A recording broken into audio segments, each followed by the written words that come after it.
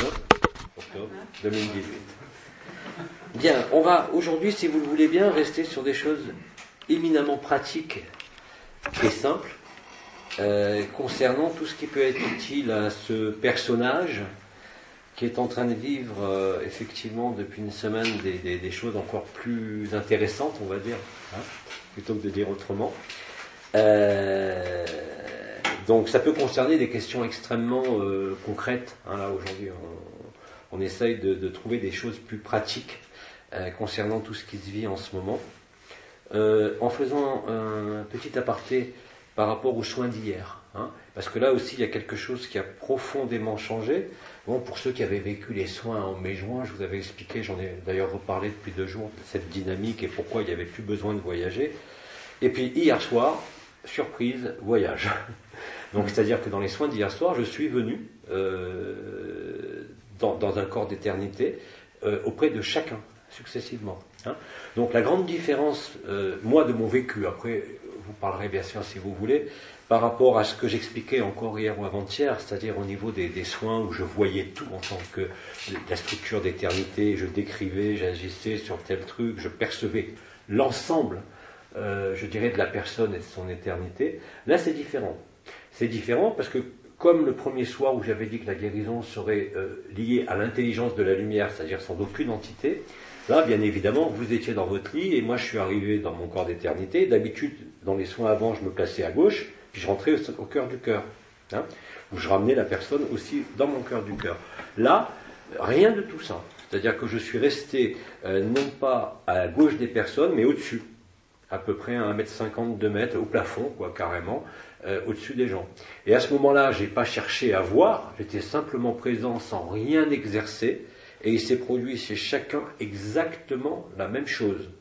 À savoir, la surprise de constater que je voyais uniquement le physique de la personne, vous pouvez même décrire les vêtements que vous aviez dans votre lit, mais pas du tout l'aspect vibral que je voyais avant. Et ce qui s'est passé est encore plus miraculeux, c'est-à-dire qu'à ce moment-là, passé au-dessus, mon cœur au-dessus du cœur de la personne, et là, la fontaine de cristal, vous vous rappelez, qui est passée de la tête au cœur, en se superposant au trou noir du cœur par les 2 torts, c'est-à-dire l'être et le non-être, la lumière blanche et la lumière noire, eh bien, en étant au-dessus des gens, instantanément, chez tous, hein, il y a eu 1 ou 2 personnes où j'ai été obligé de repasser à la fin, parce que je n'arrivais pas à maintenir un alignement. C'est-à-dire qu'il y avait des gens, 2-3 personnes, qui avaient une espèce de fragmentation. Alors en général, on voit ça chez des gens qui ont vécu dans le passé, souvent dans l'enfance, des traumatismes violents, où à ce moment-là, il y a une espèce d'éclatement un petit peu de la personnalité. Ça correspond à ce qu'on appelle la fragmentation ou les sous-personnalités multiples d'Assagioli. Sont des gens qui ont vécu soit des traumatismes énormes, soit des souffrances énormes, et qui ont été obligés, pour se protéger, de s'éclater un peu. Hein. Donc on voit ça aussi dans certaines formes d'autisme, de schizophrénie. Pas chez les Mongoliens, qui eux au contraire sont parfaitement présents, mais en tout cas dans certaines anomalies de ce type-là. Donc j'étais obligé de revenir. Il y a eu 2-3 personnes comme ça où j'étais obligé de revenir une deuxième fois pour vivre la même chose que j'ai vécu avec chacun, qui est la suivante. C'est-à-dire que quand je suis à 1m50 au-dessus de vous, il y a cette fontaine de cristal qui se met en action au niveau du cœur. C'est un tube de lumière. Étonnamment, ça ressemble vraiment à la structure métatronique qui s'est établie entre le cœur de chacun. Mais là, je ne parle même pas d'énergie de cœur du cœur, je parle de votre cœur physique, enfin le centre, là, au milieu de la poitrine. Pas le cœur organe, mais le chakra du cœur, tout simplement, mais dans sa contrepartie physique. Je ne voyais rien. Là, je ne voyais ni l'histoire de la personne, ni les circuits vibraux, ni rien. Il y avait l'aspect physique de la personne, mon aspect de corps d'éternité, que j'avais emprunté à ce moment-là, et ce tube de lumière, d'une puissance incroyable, qui est rentré ici. Et très vite, après être rentré ici, ça a recouvert tout le corps de particules adamantines, mais avec une densité que j'ai jamais vue. C'est-à-dire qu'il y avait un blanc palpable. Vous avez dû d'ailleurs sentir cette chaleur qui diffusait partout, depuis le cœur, et qui vous recouvrait entièrement. Hein. Donc voilà, je n'ai rien à dire d'autre que ça, parce que c'est le même scénario qui s'est produit chez tout le monde. Hein.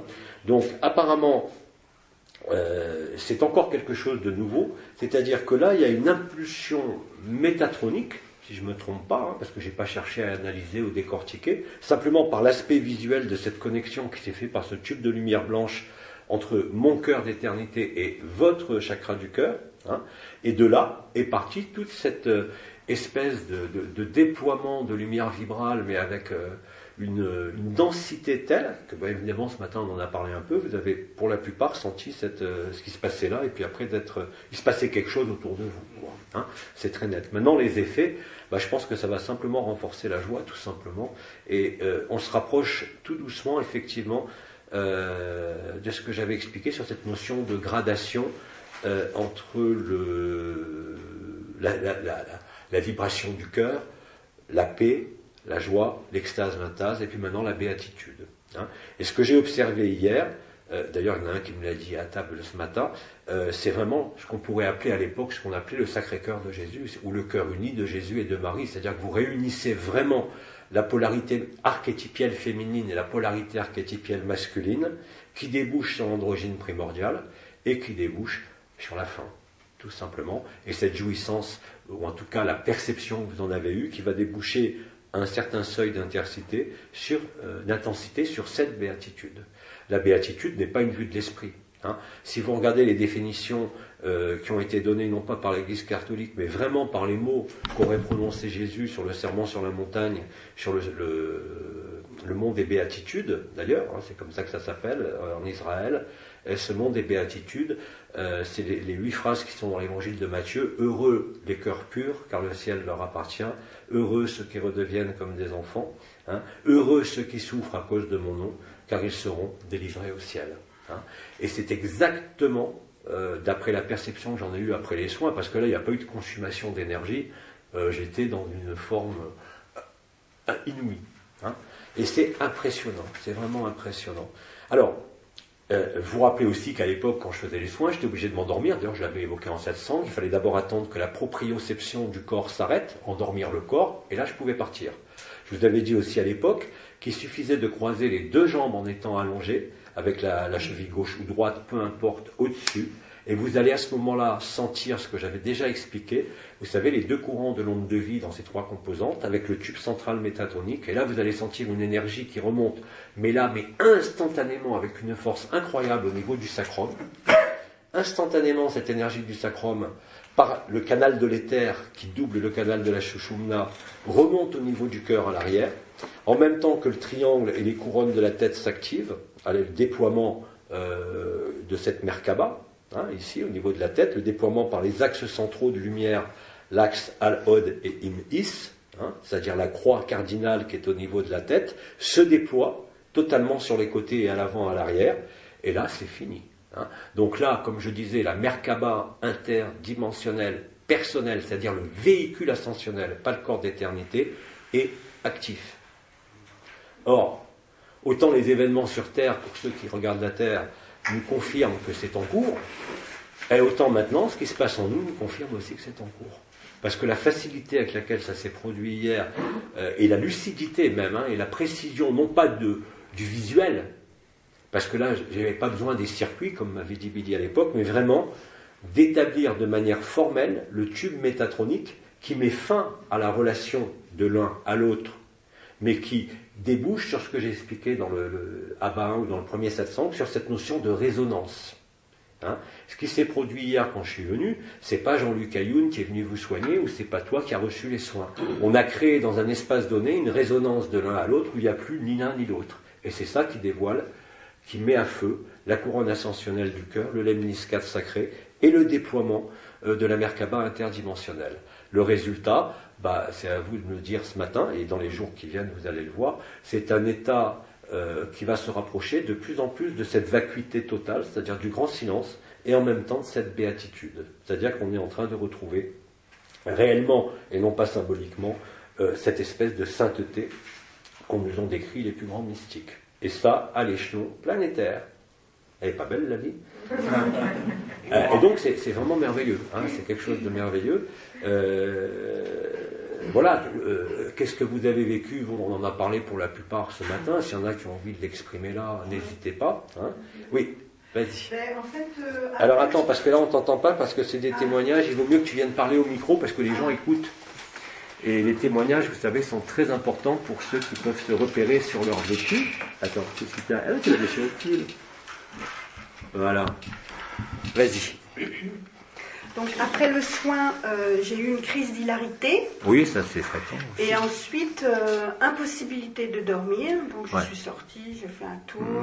Et puis voilà, bon, après je me suis recouchée et tout. Et par contre, alors ce matin, je suis un peu tombée dans la pesanteur, je dirais. Et puis, voilà, bon, on est allé voir les dragons ce matin et... En fait, il m'est arrivé tout un tas de trucs, quoi. Mais je suis plutôt dans le chagrin, dans la mélancolie. Alors ça, c'est les derniers trucs qui restaient en toi, comme on l'a expliqué, au niveau habitude de fonctionnement. Tu vois, c'est pas des blessures, c'est pas des mémoires, même s'il y a des antécédents. C'est simplement les derniers éclairages, justement, de cette intensité qui s'est produite hier soir, qui vient débusquer ce qui peut rester. Tu ne fais rien. Comme ça a été expliqué, tu laisses traverser et très vite, tu vas retrouver l'état d'hilarité d'hier soir. Quand je parle d'hilarité, c'est vraiment une hilarité. C'est hilar. Il n'y a pas d'autre mot.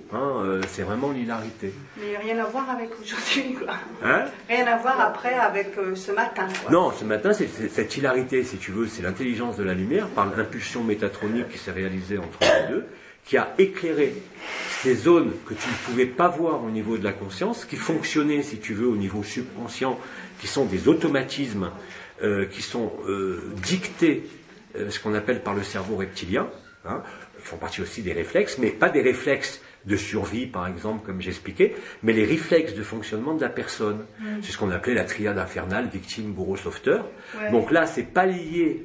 Même si ça vient de là, c'est pas lié à une résurgence de mémoire qui s'élimine, mais c'est exactement ce que je dis depuis le début de l'année, c'est-à-dire ces notions d'habitude de fonctionnement de la personne qu'on ne voit plus, parce qu'on fonctionne comme ça tout le temps, et qu'on ne peut pas voir. Et là, c'est éclairé violemment.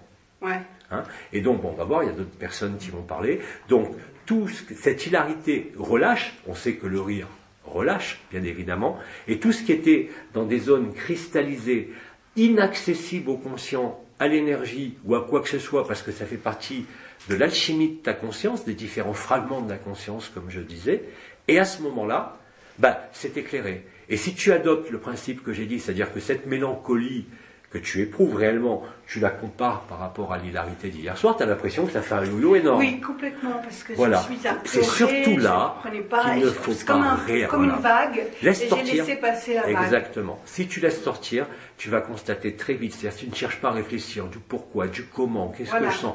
Être dans l'observateur, qui est, je vous le rappelle maintenant, ce qu'on appelle le jeu éternel, et le jeu éternel vient à bout. C'est pas toi en tant que personne, c'est ce que tu es en vérité qui va venir évacuer très vite ça. Et après, vous sentirez effectivement, ça a été vécu avant même la fontaine de cristal par plein de gens à qui je faisais des soins, même si ces soins ne marchaient pas au niveau physique, la première séance, il y avait cette espèce de joie et d'hilarité qui est maintenant de plus en plus constante dans ce que décrivent les gens, même s'il n'y a pas d'effet sur un truc donné, tu vois. Et après, en général, dans ces cas-là, je fais un deuxième soin, 2 semaines, 3 semaines, ou 1 semaine après, ça dépend, et là, à ce moment-là, ça marche. C'est-à-dire que la joie, et ce sentiment de joie ou d'hilarité ou de paix ou de sérénité est vraiment le marqueur de votre guérison, indépendamment même de mes soins ou de n'importe quel soin. C'est-à-dire que si vous accrochez, que vous avez l'impression que la joie est là, même si c'est l'hilarité, le truc complètement délirant qui vous fait rire, c'est gagné. C'est-à-dire que tout ce qui était là, qui était dans les habitudes, dans les cristallisations, dans les modes de fonctionnement viciés de la personne, à cause de souffrance, à cause de la prédation, à cause de tout ce qu'on veut, s'élimine par l'hilarité. C'est la thérapie par la joie. Mais ce n'est pas une joie qui est jouée. Ce n'est pas une joie qu'on connaît parce qu'on observe par exemple un humoriste qui nous fait rire. C'est pas moi qui suis venu vous chatouiller et vous faire rire. C'est un truc qui sort comme ce matin quand je me suis applaudie, une espèce de boule c'est totalement, comme je l'ai dit, automatique. Et la différence par rapport aux soins que je faisais, parce que bon, aux premiers soins de mes joints où j'expliquais tout, puis les soins maintenant où je me contentais d'absorber et l'autre m'absorbait en même temps, c'est ça qui créait la résonance et la guérison. Là maintenant, je parle même plus de soins, c'est quoi? C'est une crise d'hilarité. Qui veut déclencher une crise d'hilarité. Et c'est exactement ce qui se passe. Hein, c'est exactement ce qui se passe. Et le fait maintenant de me sentir un peu pas trop en équilibre sur mes jambes et un normal. Tu as fait un aspect cotonneux. Ouais. Tu peux même avoir, puisque rappelle-toi, on met en jonction, et c'est ce que j'ai vu se faire sans que je cherche à le faire hier, on met face à face l'être et le non-être. Et c'est de cette rencontre, comme ça a été dit, c'est plus le face à face entre la personne, seul à seul, comme on disait. Hier, je l'ai évoqué à propos des flammes jumelles. Mais là, dans la vie d'un individu lambda, ce qui se passe, c'est cette réunion de l'être et du non-être qui déclenche à la fois cette joie, cette légèreté, ce que vous avez vécu hier soir, qui vient débusquer les dernières habitudes que tu crois faire partie de toi et qui bloque finalement l'accès à cette joie permanente, à cette béatitude. La béatitude, dans le sermon sur la montagne, c'est redevenir comme un enfant, heureux les simples d'esprit, c'est-à-dire heureux ceux qui ne mettent pas en avant leur personne, heureux ceux qui ont été martyrisés pour leur foi en la lumière, en Christ, si vous voulez, ou ce que vous voulez, peu importe, en Marie, et qui aujourd'hui, enfin, sont récompensés. Ils sont récompensés de quoi ? De leur clarté intérieure, quelle qu'elle était leur vie extérieure et la dévastation qu'a pu être cette vie extérieure, parce que vous savez très bien que plus on est soi-disant faible, plus on est sujet à la prédation. Et on l'a tous vécu, plus on est gentil, plus on est bouffé. Ouais. Mais là maintenant c'est fini. C'est fini, parce que même si on est gentil, la joie est là, et notre éternité est là. Et là, la gentillesse, la spontanéité, l'honnêteté sont récompensés. Et les derniers trucs qui s'éliminent, même si, et en plus en général tu vas voir ça ne dure pas longtemps, parce que la joie est là quand même. C'est ça le paradoxe.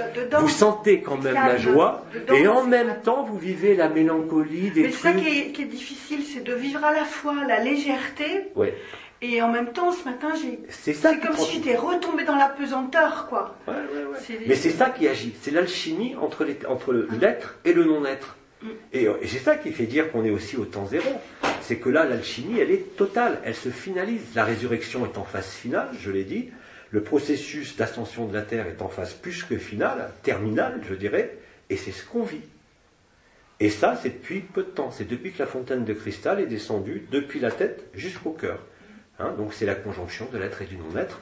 Donc là, c'est ce qu'on appelle le temps zéro. Donc vous êtes réellement et concrètement à la frontière ou en plein dedans de ce temps zéro. Et vous allez constater, même ce dont je parlais encore avant-hier sur les oscillations, vous savez, qui sont normales, là maintenant c'est plus une oscillation, vous allez vivre les deux dans le même temps. C'est-à-dire qu'en même temps vous êtes hilar, et en même temps vous voyez les dernières choses qui s'éliminent. Et vous êtes effectivement dans une position qui peut paraître surprenante, parce qu'en général, vous êtes mal, il n'y a pas de joie. Vous êtes dans la joie, il n'y a pas de mal. Et là, vous avez les deux. Oui, c'est ça. Et ça se fait tout seul. Tout seul. C'est pour ça qu'on nous dit sans arrêt de rester tranquille. Hier, je ne suis pas resté tranquille. La preuve, j'ai croisé mes jambes pour voir si je pouvais me barrer. Je n'ai même pas eu à attendre. Je ne suis pas parti tout de suite. Et je suis revenu sans aucune difficulté. Et je faisais des allers-retours parce que je ne me rappelais plus de l'ordre de ma liste. Donc en plus, je partais. Quand c'était dans la même chambre, c'était ça, mais j'étais à côté. Mais des fois, je ne me rappelais plus où j'étais. Donc je revenais, j'ouvrais les yeux, je disais le nom. Je donnais le nom à Hello, je repartais, mais c'était instantané, avec une facilité, si tu veux, sans aucune préparation de quoi que ce soit, qui prouve que c'est totalement vrai. Et d'ailleurs, ce que tu exprimes là, c'est exactement ce que vous allez vivre de plus en plus. Alors c'est un peu inconfortable, parce que vous sentez que vous êtes dans cette joie et cette légèreté, et en même temps, il y a la pesanteur qui est là, les deux à la fois. Ah oui, c'est vraiment bizarre, quoi. C'est exactement ça. Mais c'est aussi le rire et le pleur pareil. Moi, je sais qu'à un moment donné, on est parti dans la forêt, donc j'ai cru que j'étais perdue. Donc je me suis mis à hurler, Et en même temps que j'étais désespérée, vraiment j'avais l'impression que j'étais perdue, c'était affreux. Et en même temps, il y avait une espèce de joie de hurler et de trouver ça vachement bien. Enfin, c'était très bizarre parce qu'il y avait les deux en même temps. C'était à la fois, j'étais paniquée et en même temps, je dis, mais c'est super. C'est tout à fait vrai. Voilà, et à tel point que depuis hier, depuis 2 jours même, depuis samedi, mais surtout hier, il y a énormément de témoignages de gens spontanés sur Facebook qui m'envoient des messages ou des mails qui décrivent exactement la même chose. Vous allez voir, le poids des croyances sur un truc comme ça, sur une personne qui suit sur mon mur, je ne donne pas le nom, ça n'a aucune importance, et qui a vécu une expérience où elle a l'impression de descendre dans ses enfers.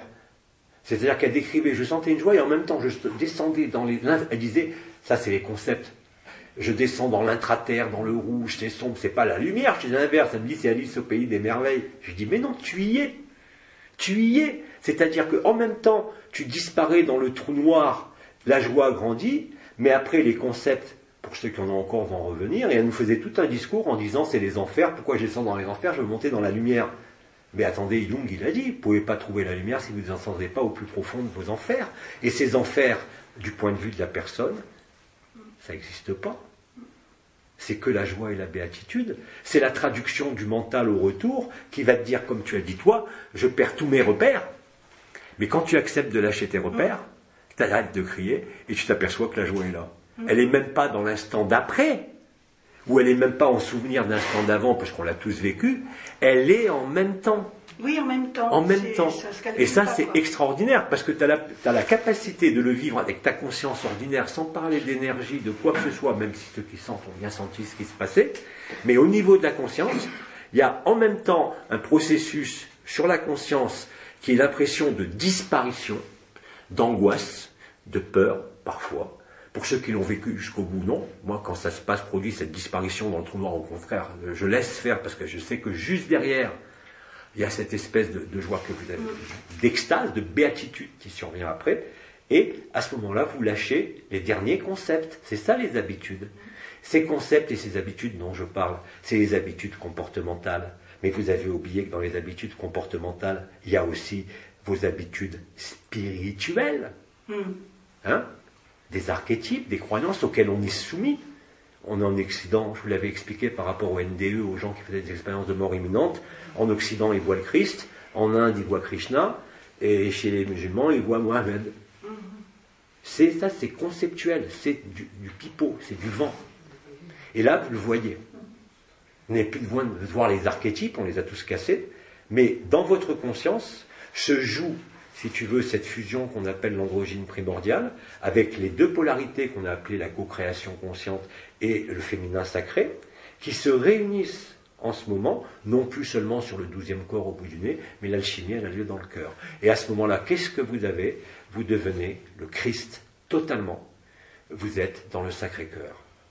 D'ailleurs, dans les apparitions du Christ que vous avez eues à Dozulé ou à Pontmain ou à n'importe où, même qu'elle soit fausse ou vraie, on s'en fout. Mais vous avez le Christ qui montre son cœur. Et vous avez le Christ qui met les mains de chaque côté de son cœur. Ou qui met les mains vers le bas pour Marie, pour la Shakti, hein, quand on a pratiqué les yogas de l'unité, où vous avez les mains vers le bas, la tête inclinée, qui est la posture mariale par excellence, de don de soi. Et c'est effectivement ça, le sacrifice. Et la chance inouïe qu'on a, c'est que vous vivez dans le même temps, plus en oscillation, comme je le disais encore il y a 2 jours, je suis désolé, ça vient de se produire, vous avez la superposition à la fois de cette joie, et les témoignages que j'ai reçus, que je n'ai pas lus, parce que bon, ils n'ont pas été envoyés en question de témoignages, mais ils les ont publiés sur leur mur ou ailleurs, ou me l'ont envoyé.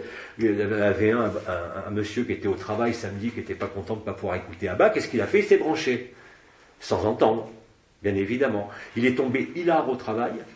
Tout le travail, l'espace où il travaillait, les gens ont dit, mais il arrive, il est fou, il se marre, et ils ont fini, tous hilar, à faire pipi sur eux de rire, sans savoir pourquoi. Voilà la contagion de ce qu'est la béatitude. Hein ? C'est pas l'extase qui vous ravit, qui vous emmène à voir des archétypes comme avant, ou des fantômes, ou des forces bizarres. C'est nu. Et c'est ça. Et quand vous le vivez, vous ne pouvez pas douter de ce que vous vivez. Vous n'avez pas besoin de confirmation, c'est tellement évident. Alors bien sûr, ça peut interroger, comme nous a fait Véronique là, de dire, c'est surprenant effectivement, parce que vous avez à la fois cette béatitude énorme qui est là, et puis en même temps, ça éclaire les dernières habitudes spirituelles surtout. C'est plus seulement comportemental, c'est ce que j'ai nommé avec dérision, hein, c'est pas méchant, puisque j'en étais un aussi, ce qu'on appelle les spiritualeux. Hein, il y a eu les nouilladjeux, maintenant il y a les spiritualeux, c'est-à-dire ceux qui continuent, malgré l'état actuel de la conscience, à jouer le jeu de la spiritualité. C'est pas grave, j'ai dit laissez-les jouer. Et avec ce qui se passe là, je peux vous dire qu'on peut les laisser jouer, mais alors avec allégresse. Parce que, comme je l'ai dit, on ne laisse personne, même les gens qui projettent la nouvelle terre, un nouveau devenir, qui voient réellement ces choses-là. Ils les inventent pas, ils les projettent pas toujours, ils les voient. C'est pas grave, ça fait partie de la trame de la création. Mais quand ils vont vivre ça, mais ça va être balayé en totalité. D'ailleurs, même notre messagère intemporelle m'a envoyé hier ce qu'elle a vécu dans la Canada-Bas. Elle décrit exactement la même chose. Alors elle, bon, avec son côté reporter, elle a décrit la fusion des 3 couronnes, ce qui s'est passé avec la fontaine de cristal à la perfection. L'avantage, c'est que ceux qui vivent la perception de l'énergie, ils le vivent, mais ceux qui ne le vivent pas, cette énergie, ils ont le même état ce matin. Hein? Et ça, c'est constant. C'est ça qui est magique. Donc là, effectivement, on est dans quelque chose qui est très, très, très, très essentiel. Hein. Donc on est dans cette béatitude au sens où Jésus l'a dit. Hein, heureux les simples d'esprit, heureux ceux qui ont souffert, et vous le vivez déjà. Hein, dont a parlé Véronique, c'est exactement ça. Regardez, aujourd'hui vous recevez, non pas la récompense, mais vous recevez la joie, parce que vous avez été honnête. Même si vous avez piqué des moments de folie, des moments de colère, quoi que ce soit, vous êtes resté honnête avec vous-même. Même si vous ne viviez rien, même si vous aviez des addictions, des problèmes de n'importe quoi, malgré tout, vous avez conservé le fil. Et ça, c'est magique. Parce que là, il n'y a pas de plus belle certitude que ce qui se passe maintenant. Je ne peux pas vous dire mieux. Hein. Et pour ceux qui ne le vivent pas, ne vous inquiétez pas, vous allez être rattrapés très vite. Vous ne pouvez pas vous sauver et vous ne pouvez pas échapper à ça. D'autres témoignages ou d'autres choses par rapport à ce processus qui entoure Claudie, viens ici par contre pour le micro.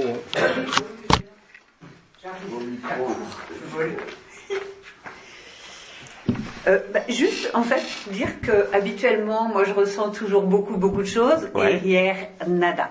Ouais. Et ensuite nada. Je suis toujours joyeux.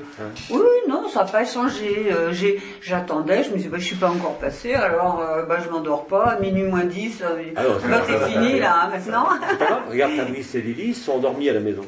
Bon, ils vont bien ce matin comme d'habitude, donc ils n'ont pas eu l'expérience en direct live, mais ils se sentent bien.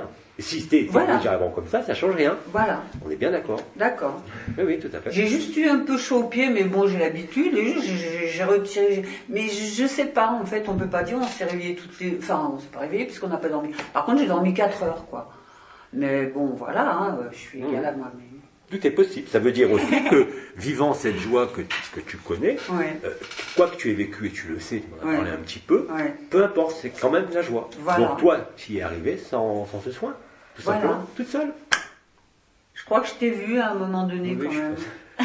Et j'ai vu, je te vois de temps en temps. Surtout que je suis venu 2 fois, pas pour toi, mais pour Mélisse à côté. Oui, je suis venu une 2e fois après, pour stabiliser ce côté dont j'ai parlé de fragmentation. Qui est logique. Mais ça, je l'ai senti pour elle. Je suis venu 2 fois, parce que la première fois, la pauvre, tu me diras c'est ou pas, j'arrivais pas à la stabiliser. Elle bougeait pas dans le lit, mais j'avais l'impression qu'énergétiquement, elle n'arrivait pas à se stabiliser. Elle n'arrivait pas à rester calme intérieurement.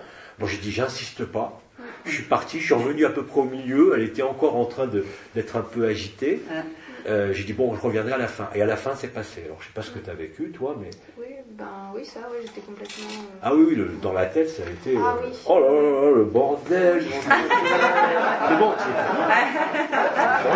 tu vois ce que je vis tous les jours. Ouais. Alors, mais la 3e fois, c'est passé. Non, mais je rigole quand je dis ça, parce que moi, ça me force, quelque part, à être... Exact. Aligné. Mais c'est magique, parce que tu vois ce que j'ai vu, c'est que je ne voyais rien. Mais dans son cas, je voyais son corps physique qui ne bougeait pas, et pourtant elle bougeait à l'intérieur d'elle-même. Oui. Si tu veux, elle a des réflexes par rapport à un vécu qui a occasionné cette espèce de fragmentation. Et là, on se colle les morceaux. Hein.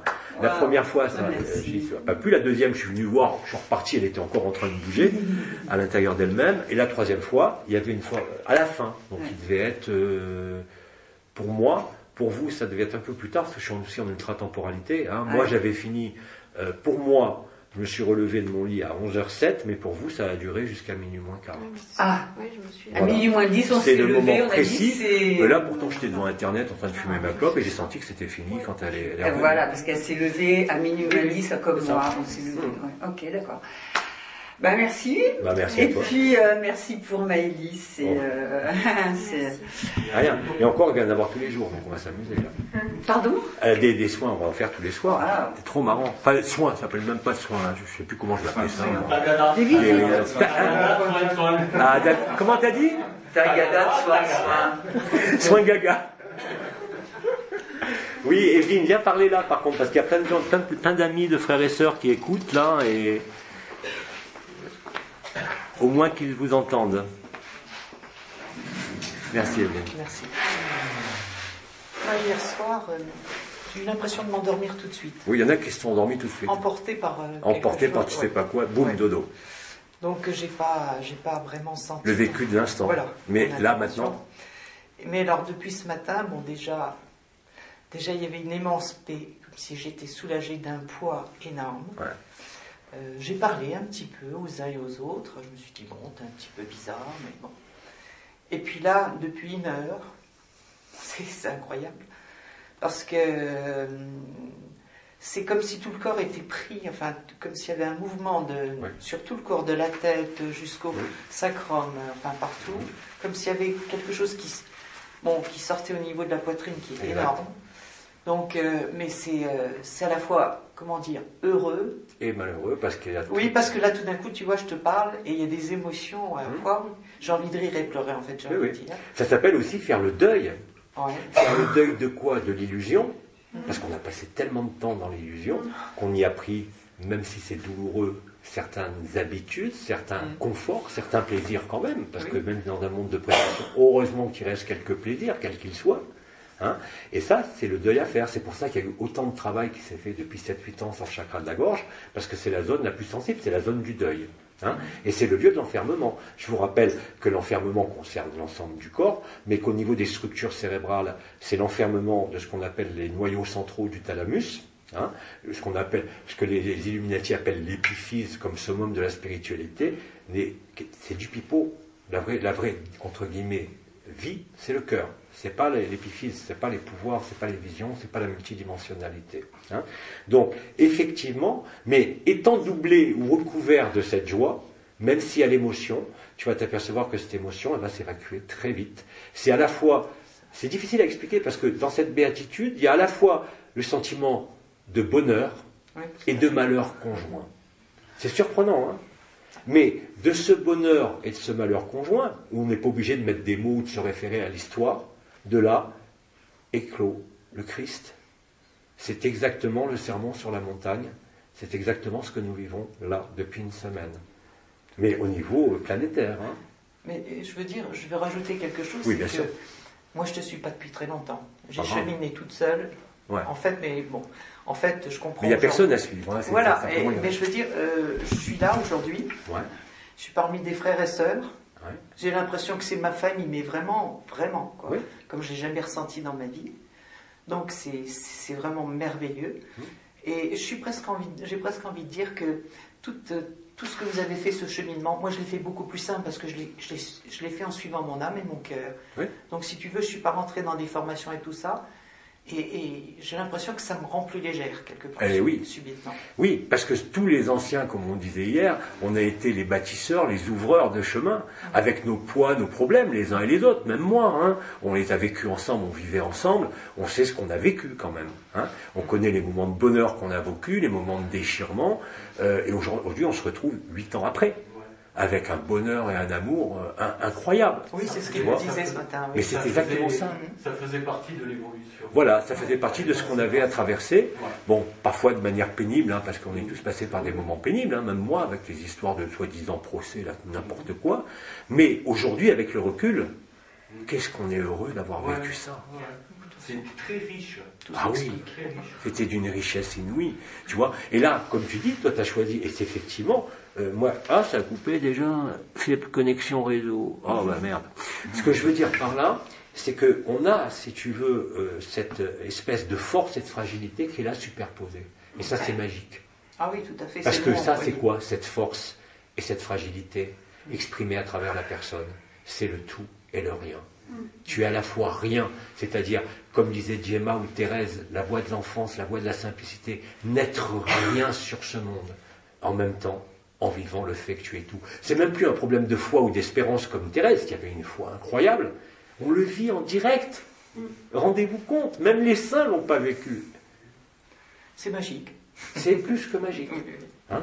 Et c'est un processus, encore une fois, quand je lis les commentaires, les témoignages, ce que vous dites, ce qu'ils disent, même des gens qui ne veulent pas que ça se diffuse, mais c'est partout pareil.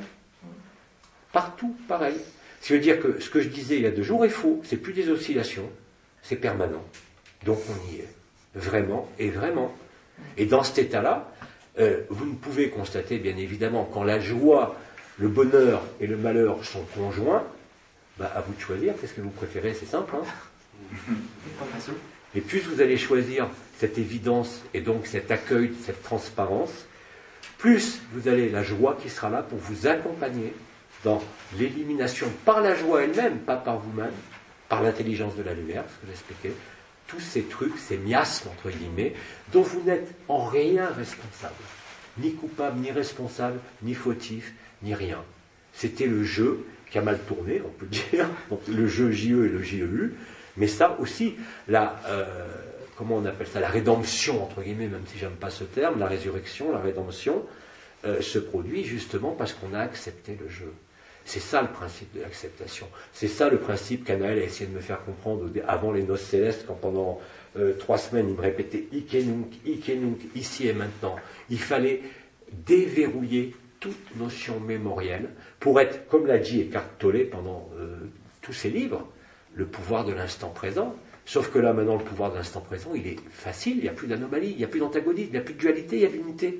Donc tout ça se matérialise dans nous. Ce que vous voyez à l'extérieur, c'est que les forces à l'agonie de résistance, vous avez vu la tête à Macron, hein, le pauvre, c'est les forces de résistance qui sont en train de mourir en s'épuisant. Ils s'épuisent en résistant. Nous, maintenant, on a la joie. Eh ben, on sait qu'on n'a plus besoin de résister, c'est la joie qui vous traite. C'est même plus ni Abba ni Jean-Luc Ayoun, c'est la résonance entre les deux. C'est ce que j'expliquais, qui venait comme ça, quand je parlais, que vous vivez maintenant. Vous créez un état de résonance et vous devenez la résonance. Alors bien sûr, le corps est encore là, après ça va se traduire dans votre vie, et la traduction, c'est déjà pour les 3 premiers, des possibilités de traduction et de vécu, c'est-à-dire à la fois ces dernières émotions qui sont logiques, parce que la joie peut aussi être une émotion, la joie conditionnée. Mais là, tout ça se mélange, c'est-à-dire ce qu'on appelle les rires et les larmes. C'est simplement, dans les mots qui avaient été expliqués dans le vécu vibral, en langue vibrale, la fusion de l'être et du non-être. C'est ce que vous vivez tous en ce moment à différents stades. Et il y en a qui n'ont pas besoin de vivre des choses, ils s'endorment. Ou alors, ils doivent dormir parce que c'est trop fort, peut-être aussi, et puis on verra après. Hein, et c'est ce que je constate. Pour ça, je ne comprenais pas depuis une semaine. Avant, les gens étaient soignés ou ils n'étaient pas soignés. Et je disais, m'en foutez, c'est pas moi qui agis. Donc, ça marche pas. Ça marchait déjà pas mal. Puis là, qu'est-ce que je constate? Ils me disent tous, même si ça ne marche pas, ils sont dans une joie incroyable. Je leur dis, bon, on va faire une deuxième séance. Non, je vais bien, c'est pas grave, c'est extraordinaire. Ils veulent même plus être soignés, ils veulent les vivre. Et effectivement, quand vous vivez ça, le reste, c'est rien du tout. Le reste, c'est du pipeau. Tout le reste devient du pipeau. Tout le reste, sans exception. L'histoire, et c'est pour ça que j'ai employé ce mot hier, je me demandais, mais pourquoi j'emploie ce mot sans arrêt? Avant, on parlait de création qui était un rêve, une maladie, et là, j'ai parlé carrément, et mes souvenirs sont bons, de mythe de la création. Ouais. Ce n'est rien d'autre qu'un mythe. Au sens vraiment archétypiel du mot. Et c'est ça qu'on vit. Et quand on se rend compte de ça, bien évidemment, on n'est plus accroché par l'histoire, par un personnage, par un scénario, par quoi. Donc, qu'est-ce qui se passe? Vous êtes vierge, vous êtes au temps zéro. Tous les scénarios cognitifs, et en particulier les petits diables, ce qu'on appelle les esclavages cognitifs, c'est-à-dire les travers, les fameux miasmes, les petits diables, comme je les appelais, ils s'évacuent, là, tout seuls. Et c'est ce qui est en train réellement de se passer, quoi. Et ça ne se passe pas uniquement ici, puisque je vous dis, depuis hier, ça n'arrête pas. Et pas des gens seulement à qui j'ai fait les soins, il y a des gens qui ont demandé, qui vivent ça tout seuls. Vous voyez, donc c'est rien à voir avec moi. C'est vraiment un processus qui est naturel, automatique, comme je le disais. Tu n'as pas une incidence sur le monde aussi? Hein? Au niveau planétaire, tu n'as pas une incidence quand tu fais des soins, comme dire? Écoute, moi ce que je vois, c'est qu'il y a des gens qui témoignent spontanément de partout dans le monde. Hein. Ouais. Et même, je vous ai dit déjà hier, parmi des amis, de la famille, des gens qui vivent ça.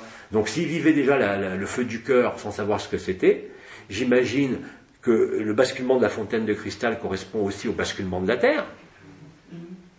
Ah oui. Regardez, là, c'est vertical.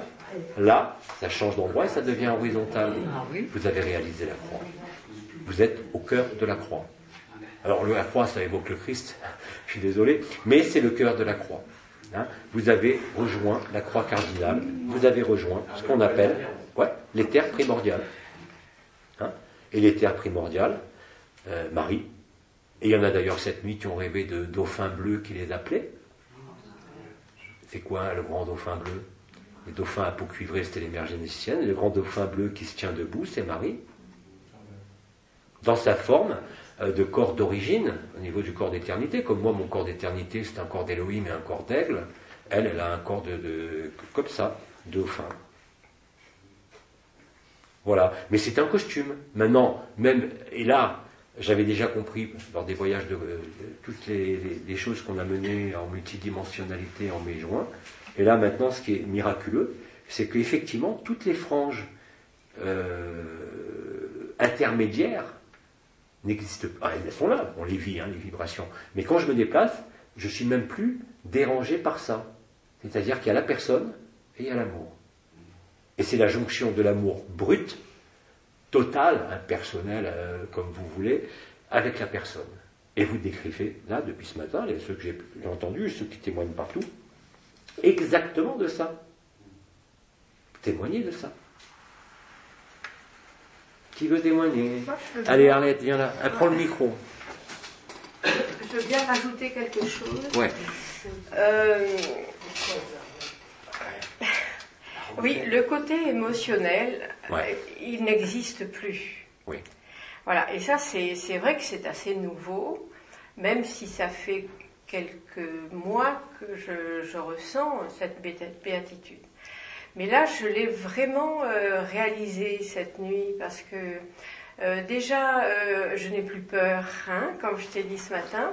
C'est que cette béatitude, cette espèce d'amour, mais immense que j'ai ressenti. Alors là, je l'ai ressenti dans tout le corps, des pieds jusqu'à la tête.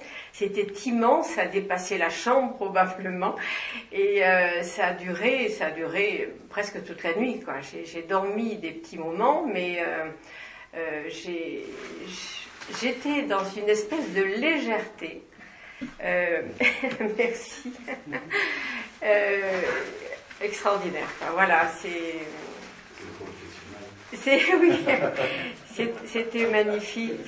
Et puis ce matin, c'est vrai que j'avais envie de rigoler. Évidemment, je suis avec Françoise et j'ai envie de rigoler parce qu'elle est magnifique, Françoise. Et donc voilà, c'est ce que nous vivons tous ici. Et là, ce que j'éprouve, c'est, je sais pas, je l'ai jamais vécu, quoi. Et c'est formidable, voilà. C'est ça l'inconnu. Ouais. Maintenant. Ah, c'est super. Merci. Tu nous as pas dit si tu as ronflé. Non, c'est vrai. Mais c'est Françoise qui doit le dire. Oui, paraît-il que tu respires un peu trop fort et tu l'as dérangé tout à l'heure. Tu es une mauvaise langue, elle n'a pas dit ça. Tu sais de la musique comment d'abord? Tu sèmes la zizanie. Françoise parlera. Non, elle a dit textuellement que j'avais un sommeil très profond, voilà, et que ma respiration, elle l'entendait, ces moments de sommeil profond. Mais je fais du bruit et excuse-moi, je m'oublie ton nom. Evelyne. Voilà, les choses sont passées. Ça s'est fait comme ça devait se faire. Voilà. Oh, c'était un clin d'œil. Alors maintenant, comme il y a résonance, elle va partir sans ronfler, toi tu vas partir comme une ronfleuse hors pair. C'est ce qu'on lui a dit. Et voilà, et oui. C'est à l'aube d'un nouveau personnage, ronflant.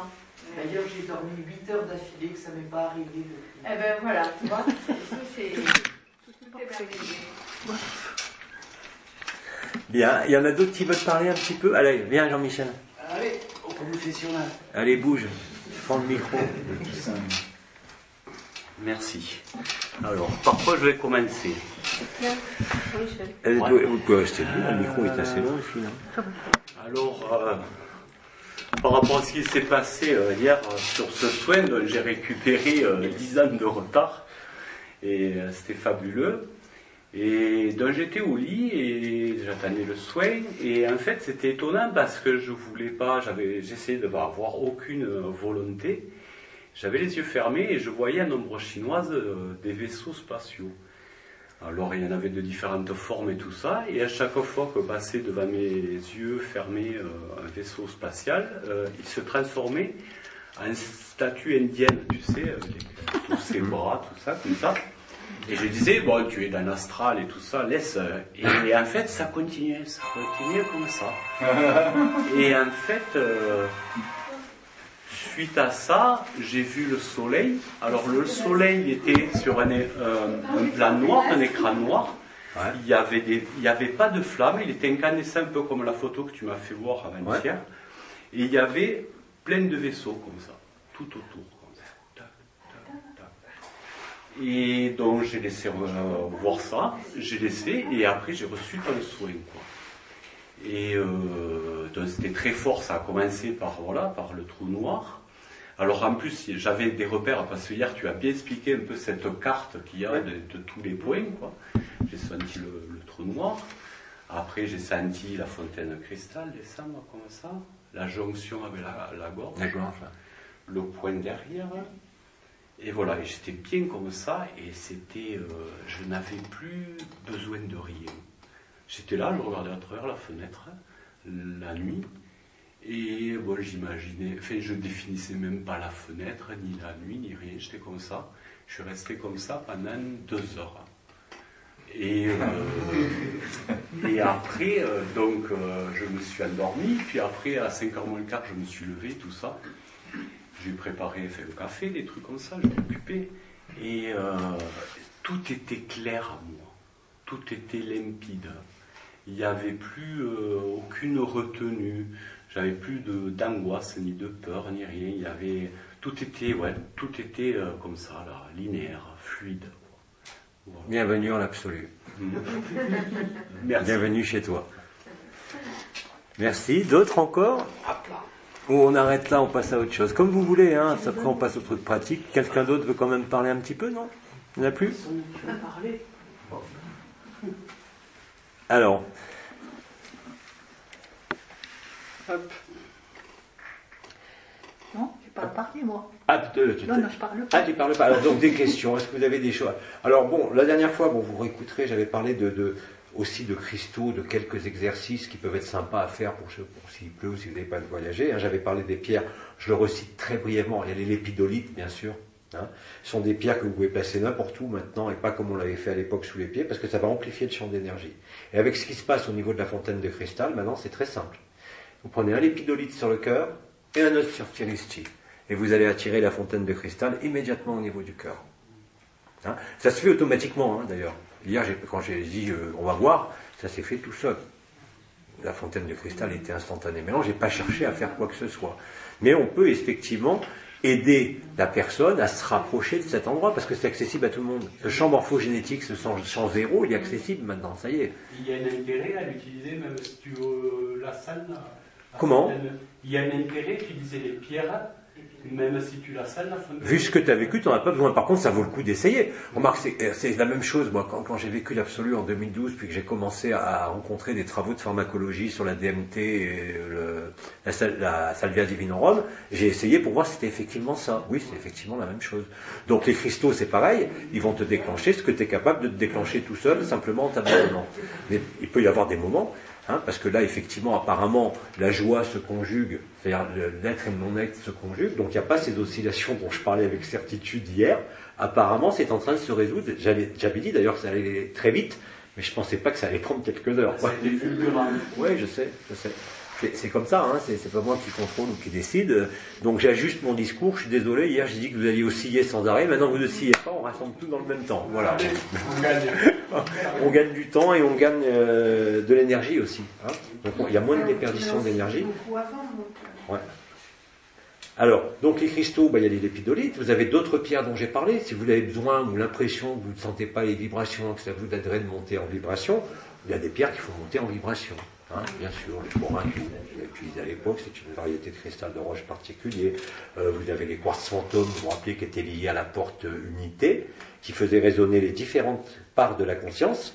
Là maintenant, elle ne va pas les faire résonner, c'est-à-dire vous montrer les différents plans, elle va les réunifier, tout simplement. Vous pouvez aussi appeler l'énergie, pas l'entité, mais ce qui est au-delà de l'archétype, c'est-à-dire à la limite de l'archétype, Jema Galgani, l'étoile unité. On parlait hier, il y a eu des questions sur la notion d'unité, parce que l'unité, c'est ce qui va participer au niveau du chakra de l'esprit, là, au-dessus du sein gauche, c'est ce qui va participer à l'alchimie qu'on a vécue hier, qui s'est passée cette nuit. C'est le quartz fantôme. Alors, il y a plein d'autres questions. C'est le quartz fantôme, Jean-Luc? C'est le quartz fantôme, c'est ça? Oui. C'est les exemples, parce que les pierres, il y en a des milliers que je pourrais citer. Mais là, je ne veux pas surcharger. Surcharger, c'est ça. Je ne veux pas surcharger les infos. Il n'est pas question de recomplexifier ou de faire une formation sur les cristaux ou d'expliquer tout ça. Mais s'il y a effectivement des petits trucs simples que je peux vous donner, le truc simple, essayez, comme je l'avais dit d'ailleurs à l'époque, allongez-vous quand vous êtes allongé et croisez vos jambes au niveau des chevilles. Vous allez voir la fusée. Là, c'est l'allumage instantané de tous les circuits. C'est pas uniquement le tube métatronique qui remonte, c'est tout qui s'active en même temps. Déploiement de la Merkaba, allumage du lemniscate sacré, déploiement des deux couronnes et fontaine de cristal au niveau du cœur. Et là, comme tu dis, s'il y a encore fusion ou rapprochement de l'être et du non-être, vous avez en même temps, comme nous l'a dit Véronique tout à l'heure, à la fois la joie et à la fois les émotions ou les trucs qui s'évacuent. Et puis après ça, qu'est-ce qu'il y a derrière ça? Cette espèce de vacuité que tu viens de décrire, où il ne manque rien. Et vous vous rendez compte que même tous les gens qui aujourd'hui sont en train de m'embêter avec leur conscience, leur truc, en disant c'est noir, retourner à l'origine, c'est n'importe quoi, mais ils vont vivre la même chose. Ils vont avoir l'air ridicules quand ils vont vivre ça. Parce que là, ils sauront qu'ils sont chez eux. Et ils verront tout ce qu'ils ont vécu la veille avec humour et rire, mais en même temps comme une perte de temps phénoménale. Ouais. Parce que tout est là, cette joie, elle est accessible, elle est vraiment là. Et c'est même plus la joie maintenant, c'est la béatitude, vous vous rendez compte? Et la chance qu'on a, apparemment, parce que je préfère, même moi je préférais, si ça m'arrivait, ne pas être éprouvé par ces oscillations dont je parlais, parce que c'est détestable de vivre un moment de joie comme ça, et puis un autre moment de retrouver des trucs qui vous ont pollué. Voilà. Et là, miracle, ça se produit en même temps. Donc même si vous avez la pire des souffrances, il y a la joie qui est là.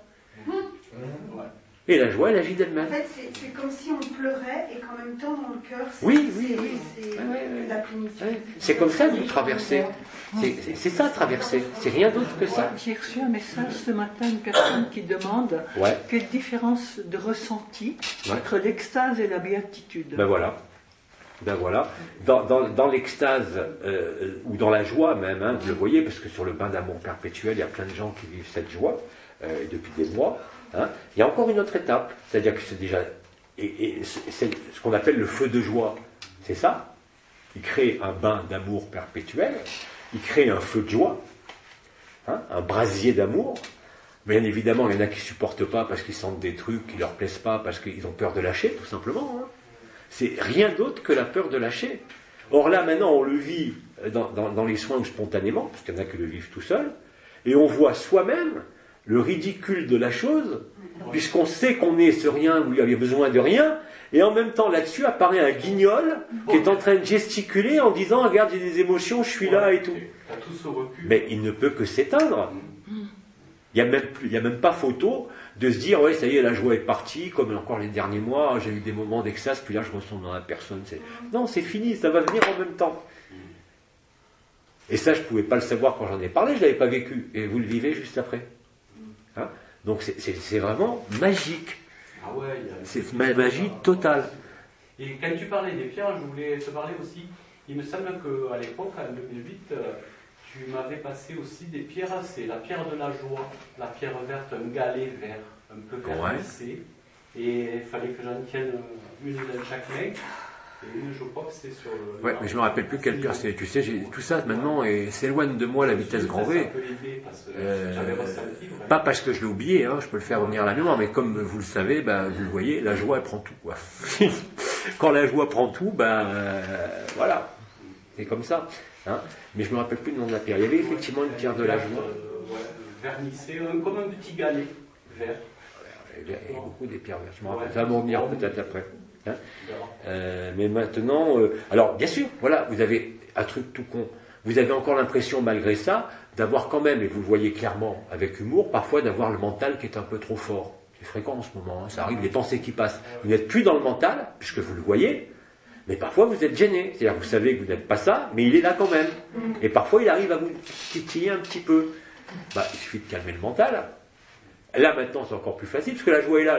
Soit vous laissez la joie, si vous avez besoin d'un cristal, vous avez une pierre qui calme le mental, le quartz rose, un exemple. Hein, vous voyez, c'est des trucs affreusement simples. On n'est plus dans des trucs sophistiqués, compliqués. Simplement, pour aider cet ajustement qui se produit en ce moment, au niveau du cœur, dans la fusion de l'être et du non-être, puisque ça intéresse cette région-là, même si ça intéresse tout le corps, la preuve. Hein, le laboratoire central de cette alchimie, c'est au cœur du cœur. Hein, qu'on avait appelé l'infinie présence, l'ultime présence, peu importe les noms. Maintenant, c'est le trou noir.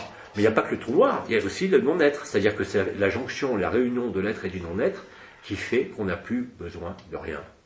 Ouais, c'est surprenant, mais c'est comme ça. C'est étonnant, tu définis plus rien. Et en plus, quand on le vit, c'est ce que je vous ai toujours dit, vous vous reconnaissez bien plus qu'à travers le personnage ou des dimensions ou quoi que ce soit. On est d'accord?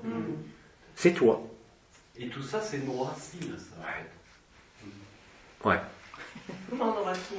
Est-ce qu'on peut appeler ça le sans-nom? Parce qu'en fait, on peut pas. De là où on vient. Le chanteur. On n'entend pas le micro non plus. Le chant. Le sang-nom. Le sang. Ah oui, oui. On n'a pas de chant.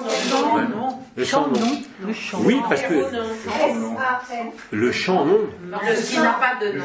Le sang, non, oui. Ah, le sang. Alors, oui, le sang, non. Mais ce qui me gêne dans cette notion de sang, non, c'est que ça renvoie quand même à ce que les Israéliens appellent Hachem, c'est-à-dire le sang, non, eux aussi, et qu'il y a le débat, il y a le débat autre. C'est-à-dire que parce que pour toi, oui, c'est...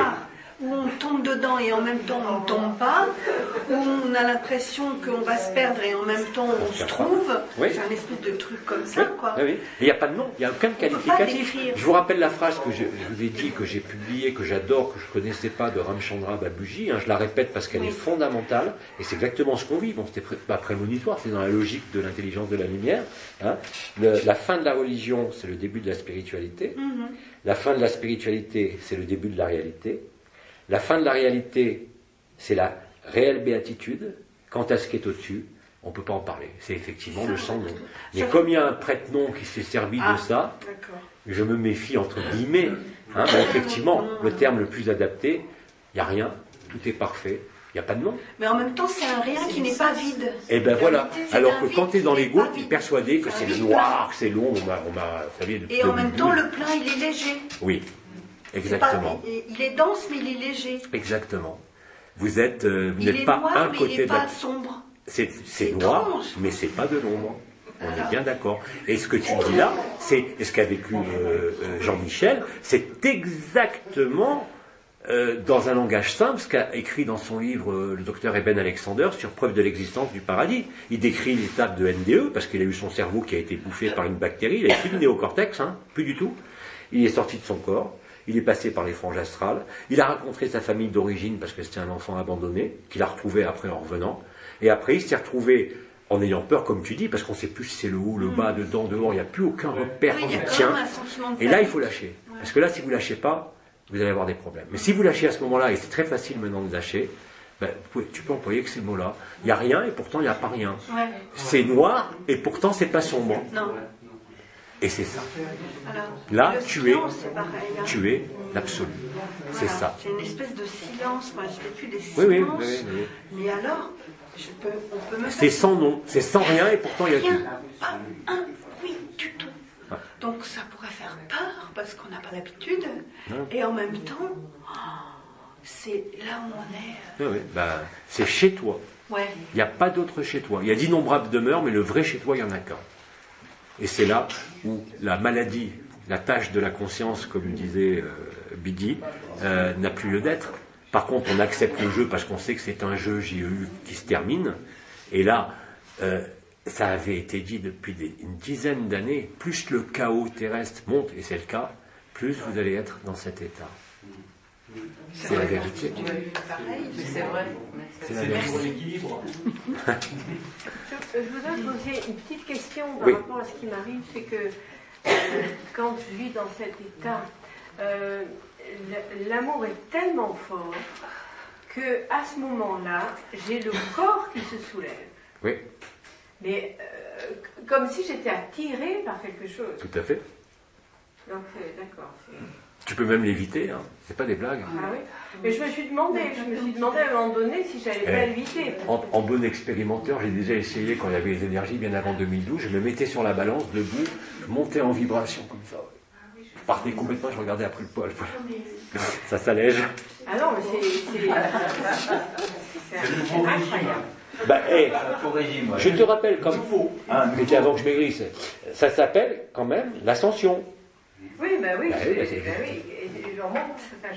C'est pas l'ascension au niveau de notre vision, de notre point de vue de personne. L'ascension, c'est une ascension, elle se passe avec. C'est au niveau Toute la cage thoracique. de la cage thoracique, hein, c'est ça. Et d'ailleurs, rappelez-vous, hier, après la canade 5 heures, j'ai mis un quart d'heure avant à mettre parce que j'avais toute la cage thoracique qui n'était pas en vibration, mais en tremblement. Alors, on me disait, t'as froid? Non, j'ai pas froid, le reste du corps va bien, mais là, ça tremblait de partout, physiquement. C'est ça.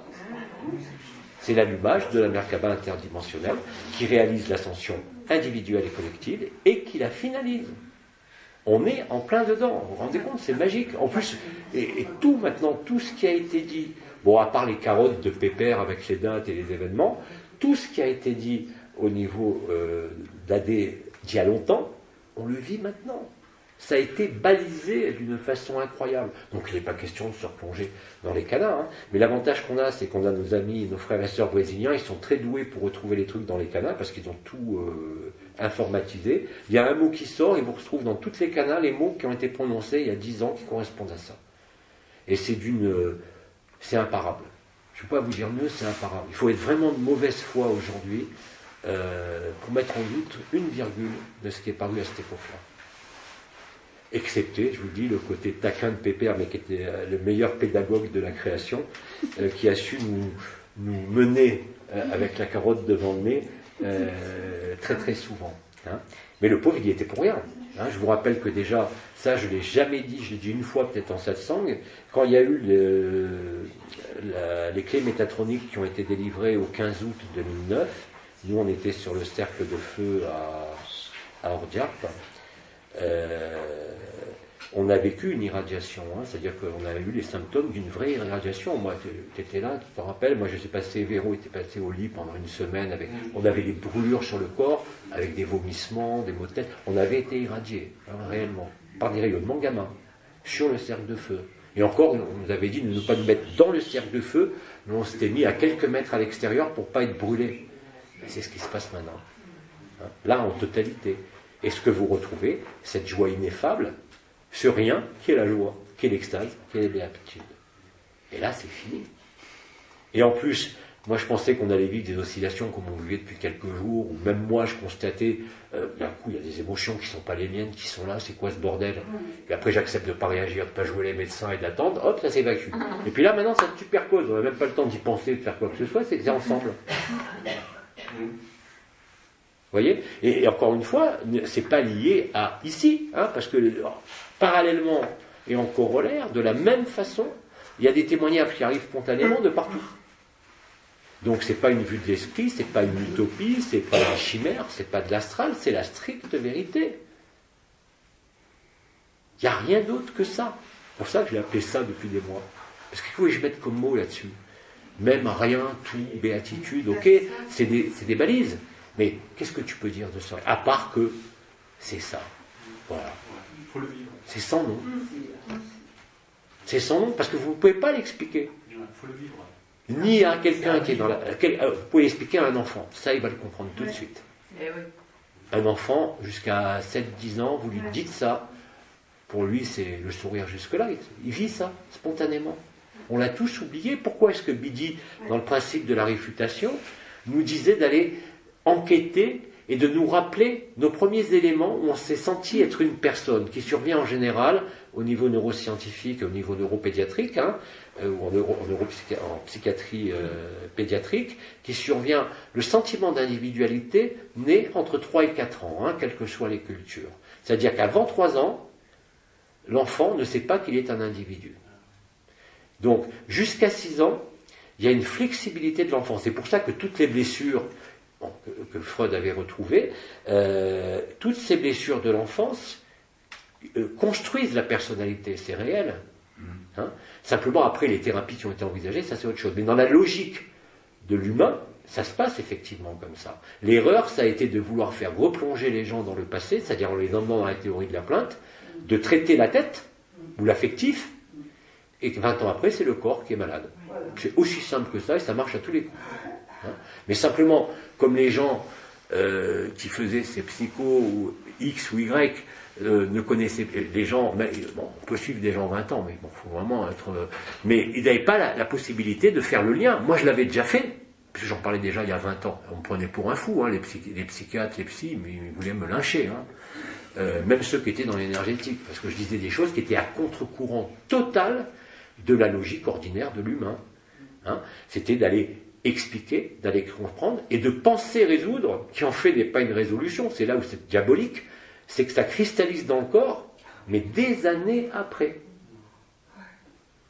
Et il n'y a eu aucun moyen de retrouver sauf quand on a eu les IRM fonctionnels, où là, à travers ce qu'on appelle le syndrome de la plainte, on l'a visualisé, ça. Je voudrais quand même rajouter quelque chose. Ouais. En psychanalyse, on ne travaille jamais sur le symptôme. Non, je sais, jamais. Voilà. Vous travaillez sur le déclaratif, que ce soit le rêve, parce que les psychanalystes travaillent sur les rêves, sur tout ce qu'on veut, vous êtes dans un déclaratif. Ce déclaratif est complètement dépouillé de toute base. C'est des concepts, on est d'accord. Ces concepts fonctionnent. Ils fonctionnent au niveau des concepts. Ils fonctionnent dans les faits de ce que nous observons. Mais ce que vous ne voyez pas, c'est 20 ans après les dégâts.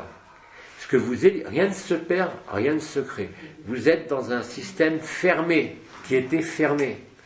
Système solaire ou votre corps. Puisqu'on a un moi-peau, qui est la limite de notre corps, de notre pseudo-individualité, sur lesquels on a travaillé.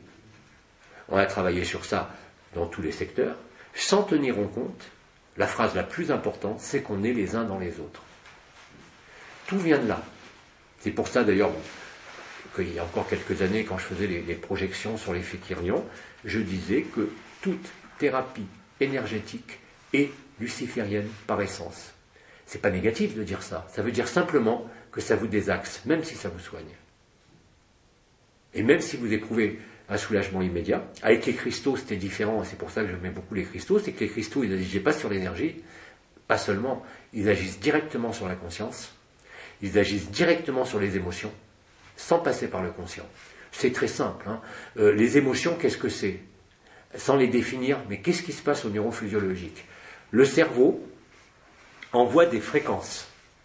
Ces fréquences, elles passent systématiquement, que ce soit pour le système de contrôle du corps, ce qu'on appelle le biofeedback, elles envoient des fréquences qui passent par ce qu'on appelle les zones latérales du cou, là où sont les carotides, avec une gamme de fréquences qui est très précise, qui va de 48 kHz à 700 kHz. Les cristaux vont de 48 kHz à 700 kHz. La fréquence primaire qui fournit la base de temps à la cellule, qui est l'information du temps zéro, c'est le cristal de roche, 48 kHz. À l'autre extrémité, vous avez le lithium, 700 kHz, en particulier dans la fluorine. Et le cerveau travaille en permanence par la théorie de l'information sur l'émission-réception de fréquences. Qu'est-ce que c'est que le cancer? Le cerveau dit « Allô le foie ». Il reçoit une fréquence et il dit « ça fonctionne ». Il n'envoie pas des molécules, il envoie un signal. Ce signal passe par ce qu'on appelle les zones latérales du cou, qui est lié aussi à ce qu'on appelle le parasympathique crânien, sur lequel a travaillé celui qui est mort, là, le psychiatre franco-américain de la famille très connue, là. J'oublie son nom, pas Gisbert, Enfin, vous les connaissez tous, ils sont tous... Les Servan-Schreiber, voilà. Qui parlaient sur le MDR et sur la reconfiguration. On savait pertinemment que la théorie de l'information, c'est-à-dire émetteur, récepteur ou signal envoyé entre le cerveau et le corps, considéré comme émetteur et récepteur ou récepteur-émetteur, passait par les zones limbiques qu'on appelle le parasympathique crânien, qui est relié au système limbique, et donc aux émotions. Les cristaux traitent les émotions. Vraiment. J'ai fait 150 000 séances de cristaux, donc j'aurais pas fait 150 000 séances de cristaux si ça marchait pas. Hein, c'est évident. J'ai pas fait parce que c'est joli, j'ai pas fait parce que le cristal est beau, j'ai fait parce que c'était efficace. Hein. Et dans cette efficacité, aujourd'hui, vous retrouvez la même chose, c'est-à-dire qu'on est en train, soi-même, par cette processus là de, je sais même plus comment l'appeler, de béatitude, je crois, qui est en train de s'installer, vous réalisez vous-même cette alchimie. Et c'est exactement ce que vous décrivez depuis ce matin. Et tout ça nous emmène à cette légèreté, même s'il y a la tristesse, et nous amène à conscientiser, je peux dire, ce sans-nom dont rien ne peut être dit, parce que c'est en résonance avec notre corps de chair. C'est ça le serment et la promesse. On redécouvre ce qui nous avait été caché, qui pourtant était présent, qui a toujours été là, qui n'a jamais disparu. Hein. Bon, je ne vous refais pas le discours d'Advaita Vedanta, il a toujours été là. Mais c'est exactement ça. C'est exactement ce que nous sommes en train de vivre et de réaliser. Et vous savez, même si vous l'avez vécu que cette nuit, ou pour d'autres de façon plus habituelle dans votre cheminement solitaire, sans participer à quoi que ce soit, c'est exactement ça. Et une fois que ça est fait, il n'y a plus rien à faire, effectivement. Il y a juste à vivre. En étant le moins impacté, et on y est de moins en moins, par les forces du chaos, tout simplement. Et c'est la réalisation totale du serment et de la promesse, et de la parole du Christ. Alors bien sûr que l'histoire, entre guillemets, de la fin qui nous a été racontée est toujours valable, hein. Les vaisseaux, ils sont là, les anciens, ils sont là, la flotte mariale est là, les végaliens sont là de partout, ils sont tous là, les vaisseaux Draco aussi, on va miam miam. Ils pensaient venir nous manger, c'est nous qui allons les manger. C'est ce que j'ai vu. Ouais. Ah ouais. Ils avaient énormément de vaisseaux Draco parce qu'ils n'ont pas pu échapper au système solaire, comme ils comptaient le faire. Tout se résout ici. Hein, et eux, ils venaient remplir les frigos, c'est nous qui allons nous remplir l'estomac. Remplir le cœur plutôt. Hein. Donc, c'est marrant, c'est une aversion totale pour eux. Et quand il a été dit que l'ombre servait la lumière, aujourd'hui c'est d'un ridicule visible, comme le nez rouge d'un coup. Quoi qu'ils fassent, ils nourrissent la lumière. Maintenant, c'est eux qui sont atteints, ils veulent s'opposer, ils veulent encore faire de la manipulation. Vous avez vu ce qui se passe en France? Ils ont voulu ne pas ébruiter que les gens se réunissaient le 17 pour bloquer les routes. Ça a tellement énervé les Français. Ce qui les a énervés, c'est même pas, bon, ça les a un petit peu énervés qu'on leur taxe encore de l'argent, mais ce qui les a encore plus énervés, et c'est là qu'on reconnaît le français, c'est qu'on lui a empêché de s'exprimer. Et là, ça n'a fait ni une ni deux. Tout le monde s'est mis à relayer des trucs de Facebook partout. Ils sont inondés. Et puis il y en a d'autres qui ont remis des autres idées. Finalement, non, on ne va pas bloquer les routes, on va bloquer tout. On n'achète rien, on dépense rien. Et ça marche. Tous ceux qui arrivent aujourd'hui, comme à l'époque, Nuit debout, Ruffin, on est les organisateurs. Ils ont été, blackboulés. C'est pas vous, c'est nous le peuple. On ne veut pas de représentants. On ne veut pas d'hierarchie. Ils ont compris, enfin. Les Français ont enfin, apparemment, on verra le 17, hein, on verra. Mais c'est vrai que n'oubliez pas que Pépère nous avait toujours dit, bien avant AD, que les événements surviendraient, les vrais, hein, les gros, au moment où la France serait bloquée. Pile poil au moment où la France est bloquée. Ça a toujours été dit. Et quand vous regardez après, vous apercevez que même chez les musulmans, dans certaines sourates, vous avez la lune fendue, qui correspond à l'arrivée du Mahdi, qui correspond au moment où l'Arabie Saoudite refleurirait et ne serait plus un désert. C'est le cas depuis 2 mois. Il y a des fleuves en Arabie Saoudite et il n'y a plus de désert. Renseignez-vous, ils en parlent partout. C'est les signes majeurs des 2 récoltes dans l'année. Donc il est évident que ce qui se déroule est vraiment la finalisation de notre résurrection qui ne peut se terminer que par cette stase qui est en fait la béatitude. Et la chance qu'on a, c'est qu'on commence à la vivre, alors qu'on aurait dû, encore une fois, attendre le moment de la stase. Vous vous rendez compte de l'avantage? Vous imaginez un fou furieux libéré, hilar, se baladant dans les rues? On se retrouve en tôle. Mais les tôles vont être pleines. Mais c'est contagieux. C'est un champ d'énergie. Le champ de la joie, ce qu'on appelle dans les champs morphogénétiques, c'est l'information ultime. C'est l'information du temps zéro. Elle est là. Et bien évidemment que n'importe quel être humain, n'importe quel animal, n'importe quel insecte, n'importe quel elfe, n'importe quel arbre va le sentir. Bien sûr. Et tous les êtres humains, quand vous allez vous balader, ils ne vont pas se contenter de vous sourire ou d'entrer en réaction, parce qu'il y en a qui sont dans cette joie déjà depuis de nombreux mois, pas dans la béatitude, mais dans la joie. Bah, ça faisait plaisir à l'extérieur au supermarché, mais ça ne faisait pas toujours plaisir dans les chaumières, hein, pour celui qui ne le vit pas. Et on l'a vu dans certains couples même. Hein, y en a un qui le vit, l'autre qui ne le vit pas, c'est terrible. Parce qu'il a l'impression que l'autre lui échappe. Eh bien oui, il lui échappe. De quel droit vous pensez, parce que c'est votre conjoint ou votre conjointe, que vous avez l'ascendance ou la mainmise sur quelconque être humain ou sur quelconque vie? C'est quoi cette conception de l'amour? C'est la peur, tout simplement. Hein, c'est pas grave. Mais maintenant, c'est éclairé violemment. Donc on ne peut qu'en rire. On ne peut qu'en rire, comme je vous le disais depuis des mois, même ceux qui se foutaient de moi, parce qu'ils étaient dans l'exploration de la conscience, ils voyaient le nouveau monde et tout. Attendez, je leur dirais, vous allez voir quand vous allez vivre l'extase, la béatitude, on verra si vous avez encore envie de projeter votre conscience dans un monde ou un futur.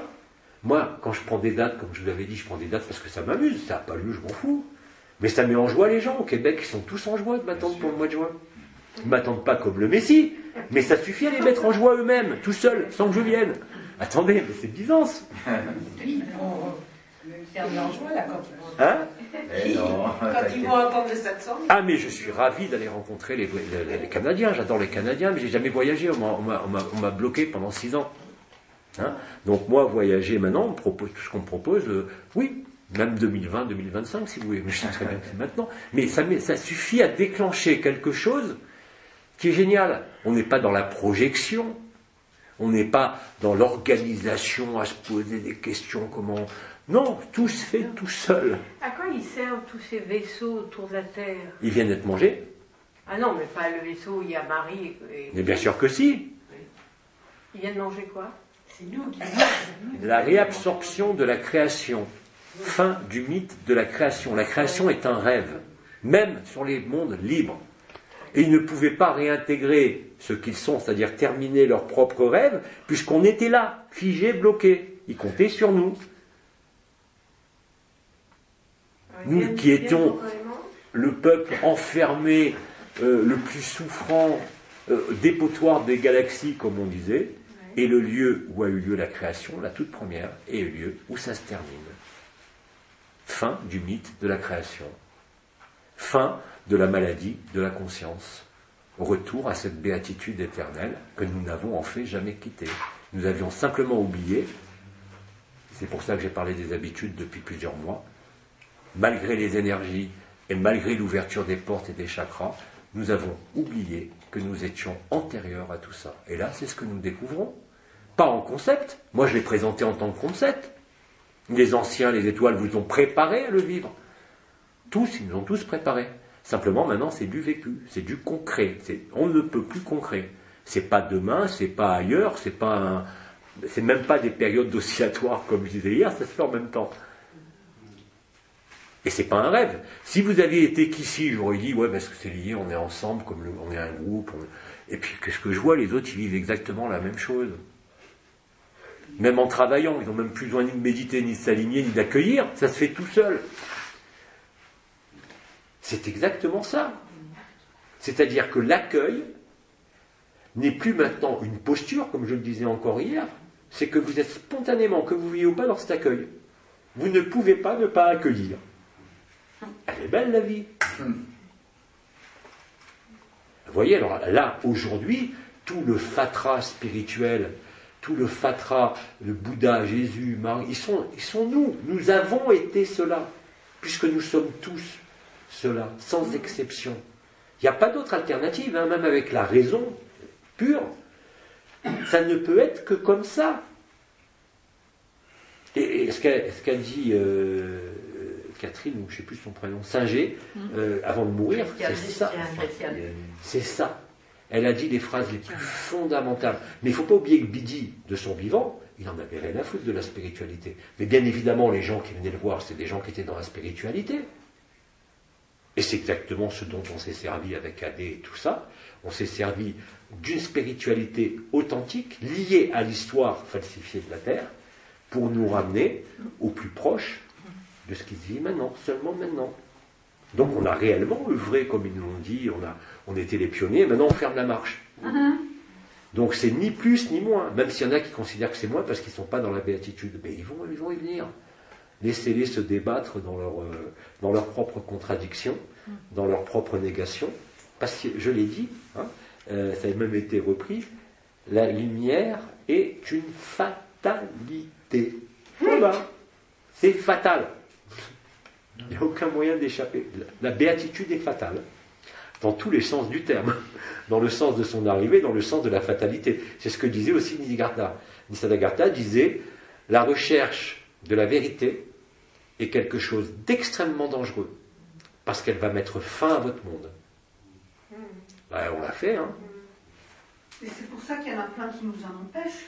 Oui, ils ont peur, il y en a quoi qui ont peur, mais c'est pas grave quand ils vont s'approcher de cette joie. Déjà, la joie, ça peut laisser des marques émotionnelles, hein. Ça n'empêche pas de vivre encore des émotions, vous êtes encore plein à le témoigner, mais au-delà de ces émotions, vous ne pouvez pas recréer de concept, puisqu'il n'y a rien, vous ne pouvez pas créer d'adhésion à quoi que ce soit, même si bien évidemment, il n'est pas question de nier le rôle de Marie dans la création, mais là aussi c'est une question de point de vue. Parce que si la création est un mythe, dites donc les mères généticiennes, là, qu'est-ce que vous nous avez fait? Vous aviez prévu qu'il allait y avoir après des acoquinages avec les dracos, qui eux étaient les organisateurs et qu'ils allaient nous enfermer? Non, mais celui qui était resté en dehors de la création, même s'il devait participer, le savait déjà. Eh oui. Puis il ne pouvait rien faire. Hein? Il ne pouvait rien faire. Non, il fallait que l'expérience aille jusqu'au bout, et il fallait qu'il y ait des histoires qui se jouent, avec une densification initiale, mais aussi progressive, qui ramène tout à la Terre. Et c'est ça l'ascension, et c'est pour ça qu'on nous a dit, avant même de vivre tout ça, qu'on nous disait que ça devait se passer ici, dans ce corps, dans cette chair, et pas ailleurs, ou hypothétique, ou dans des rêveries, mais à travers ce corps, c'est pas pour rien. Ce corps qui est un sac de viande, un sac de merde, mais aussi un temple. Il est les deux. Tout dépend du point de vue où vous le regardez. Je me rappelle à l'époque, avec l'histoire du sac de viande, qu'est-ce qu'on n'a pas entendu? Les gens disaient, le corps c'est sacré. Oui, il est fait pour vivre le sacre, mais dire qu'il est sacré, c'est un peu exagéré. Hein, mais néanmoins, c'est ce qui se produit maintenant. C'est ce que nous vivons tous. J'ai toujours été que le corps c'était notre véhicule et qu'il était là. Et si on était incarné, c'était pas pour lui. Et ça rejoint les questions qu'on se posait hier. Pourquoi est-ce qu'il nous répare puisqu'on part? Pourquoi est-ce que mon corps s'est réparé, que j'ai une souplesse que j'avais pas à 20 ans, que je retrouve des capacités que j'avais pas à 20 ans, alors qu'on est en train de partir? Parce qu'il faut être beau pour partir. On se fait propre. On va partir en bonne état. Il y a une soirée. Mais parce que, pourquoi est-ce qu'ils ont employé ces mots, si vous voulez, les noces célestes, les noces terrestres? Mais parce que c'est une noce, au sens le plus archétypiel du terme. Vous vous mariez avec vous-même. On ne va pas encore inventer des mots, je ne sais pas comment on pourrait appeler ça. Il y a eu noces terrestres, noces célestes. Le gala, fusion. C'est ça. Mais même les mots, si vous voulez, j'ai plus envie. Bon, quand ils sortent, c'est comme ça. Mais c'est tellement... Waouh. Et on y est. Et tous les extraterrestres qui On va tous les manger. Ah oui. Ah oui. Tous ceux qui ont du sang, Alors, quand je dis nous allons tous les manger, c'est pas moi avec mon petit cœur qui vais manger un vaisseau archonte, hein. Mais on a créé un trou noir. On a créé une immensité de trous noirs dans notre système solaire. Pas un seul, il y en a partout. Et d'ailleurs, je vous invite à regarder, c'est sur le blog de Bandiarno, je crois que j'en ai parlé, cette femme astrophysicienne qui explique que notre système solaire est rentré dans un amas d'étoiles mortes, pas uniquement Nibiru et le système solaire, mais un amas d'étoiles mortes qui est en train de jouer à Pac-Man, c'est-à-dire qui est en train de bouffer toutes les sphères. Ah bon? Il bouffe tout. Ah d'accord. Donc on est vraiment réabsorbé dans ce système solaire. Le trou noir y est. Et les trous noirs, les scientifiques qu'ils appellent les trous noirs, en fait, c'est la pure lumière, antérieure à la création. C'est la première impulsion de lumière, juste avant que la source n'apparaisse. Hein. Et là, il y avait déjà donc le désir de manifester la conscience, mais dans ce désir, il y avait déjà l'anomalie. Parce que quand tout est parfait et que vous êtes parfait, il ne peut pas y avoir de désir. Donc le désir des mères généticiennes, selon le point de vue, soit vous les adorez, si vous comprenez l'histoire, vous ne pouvez que compatir. Et les aimer encore plus. Mais vous ne pouvez pas les vénérer. C'est là l'erreur. Dès que vous vénérez un archétype, quel qu'il soit, à travers un être humain ou à travers un archétype, vous êtes cuit.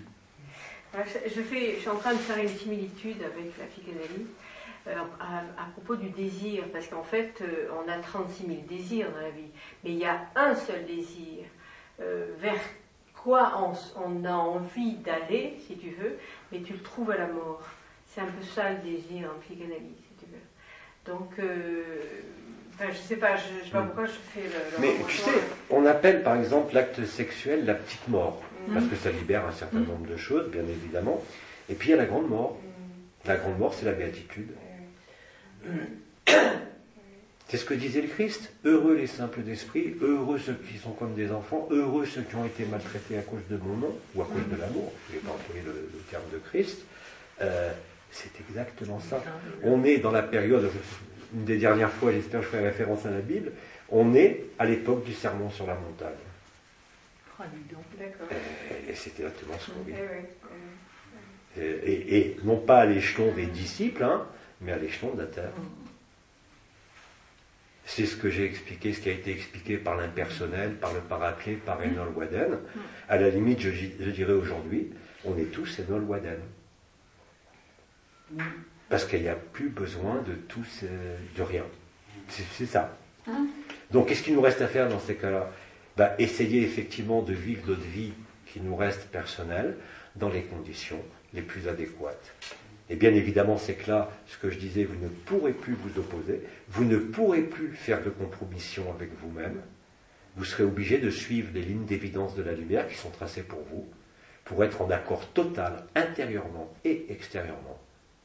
Puisque maintenant, c'est plus des fluctuations, mais c'est dans le même temps, et vous vous doutez bien qu'il va y avoir des résolutions qui ne tiennent même pas à vous, à votre volonté, elles se font toutes seules. Vous avez une impulsion, hop, ça se fait. Regardez, pour le Canada, on a eu une impulsion l'autre fois avec les amis, on a lancé l'idée, hop, ça se fait. Les Canaries, pareil, tiens, pourquoi pas les Canaries ? Vas-y, les Canaries. Regardez ce qui se passe aujourd'hui. Regardez, à l'époque, comment on avait été obligé de structurer de façon drastique AD, avec une maîtresse femme. Il y avait une organisation faramineuse. Là, vous croyez qu'on a organisé quelque chose avec ce qui se passe ? Il y a des gens qui arrivent de tous les côtés, d'autres qui font de la musique, qui mettent déjà en musique le premier 700, tellement il y avait des phrases fortes. Vous avez les transcripteurs, ils sont de partout. Je ne les connais même pas, ils ne se connaissent pas entre eux. Pourtant, ils communiquent entre eux, c'est comme s'ils se connaissaient depuis toujours. Et tout ça, dans une harmonie quasi parfaite. Alors bien sûr, il y a des petits sursauts de personnalité par moment. Donc sur Internet, ça va très vite, ça serait très simple. Allez hop, t'es plus ami, allez hop, je te vire. Bon, puis au bout d'un moment, quand même, les gens reviennent. Il n'y a pas besoin de se confronter, on se confronte virtuellement. C'est les ultimes confrontations. Mais c'est rien, c'est des petites batailles de... Et en plus, c'est pas une bataille d'ego, c'est une bataille, moi je veux servir, laisse-moi, moi je veux servir plus que toi. C'est très marrant. Mais c'est rien, c'est des enfantillages, c'est rien du tout.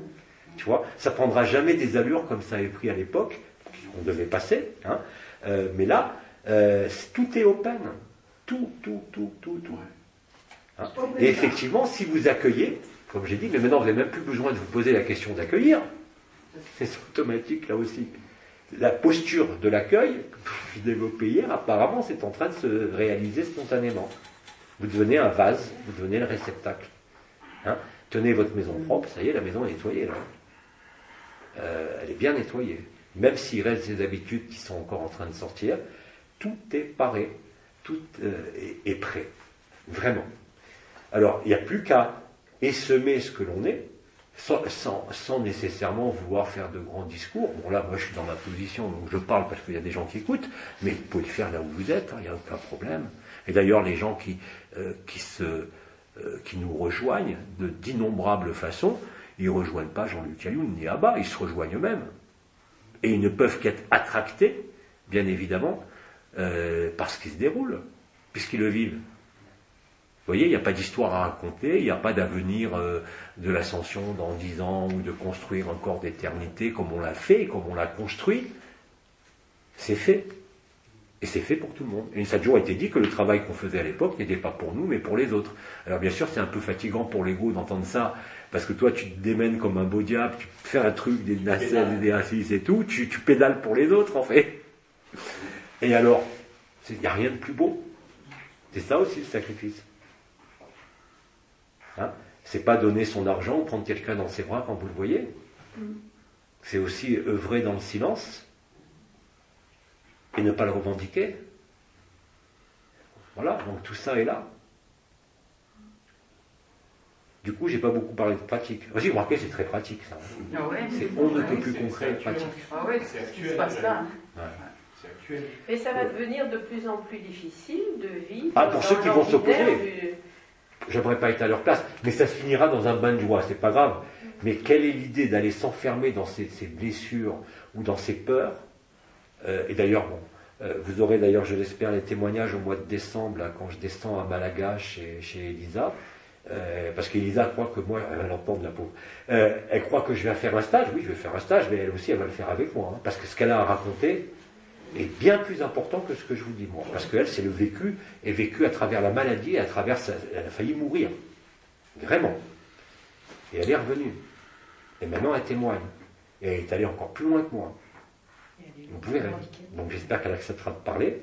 Je pense que oui. Surtout si elle m'entend parler là, comme elle écoute tout. Oui, parce que l'histoire qu'a racontée Elisa maintenant est dépouillée de tous ces soins esséniens, de tous ces chakras, de tous ces personnages dont on n'a plus besoin. Hein. Et elle a le langage direct du verbe. Et l'autre fois, on a été scotchés à la maison, on était 4-5, et on a eu sur WhatsApp, on a écouté une heure. Même moi, j'étais comme ça. Parce que je la connais depuis 15 ans, 20 ans, depuis... Ouais. Donc quelqu'un que tu connais bien, que tu as fréquenté dans les stages, que tu as fréquenté bien avant tout ce qu'on a vécu là, qui était là bien avant AD, ben, bien évidemment, tu les connais un peu. Hein. Et puis là, ce que je vois, c'est hallucinant. Hallucinant. Je vous promets que c'est même pire que Singer ou que Jeff Foster, ce qu'elle raconte. C'est du vécu. Enfin, pire, ce qu'elle a vécu et ce qu'elle vit maintenant.